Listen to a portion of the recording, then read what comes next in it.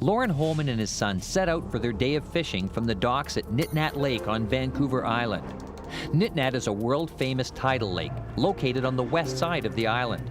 The lake empties out into the ocean through a gap. And we went down the lake and it was calm and it was beautiful. And we went through the gap and entered the ocean front where the lake drains into the ocean.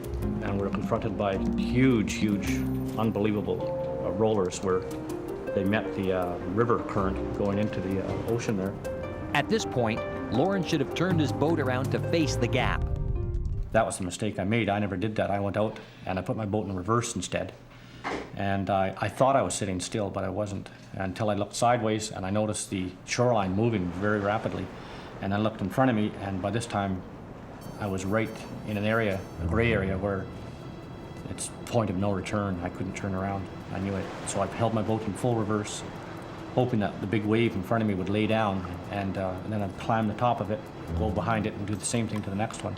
But when I put my motor in full reverse, the water came over the back of the boat, and I was afraid of my boat being flooded now. Now I was in twice the trouble.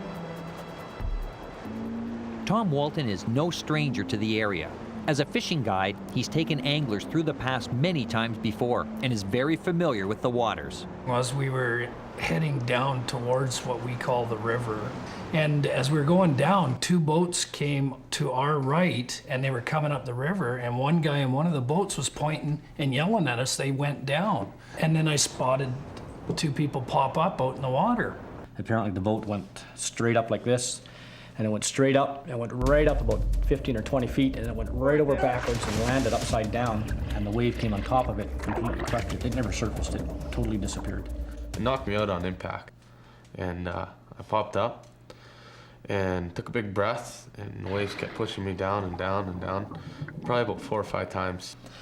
And I went down to the bottom of the ocean, I would say about 6 or 7 times, pounded back down to the bottom. And if that had been any other jacket or anything that didn't have the strength that had, it would have been ripped right off my body.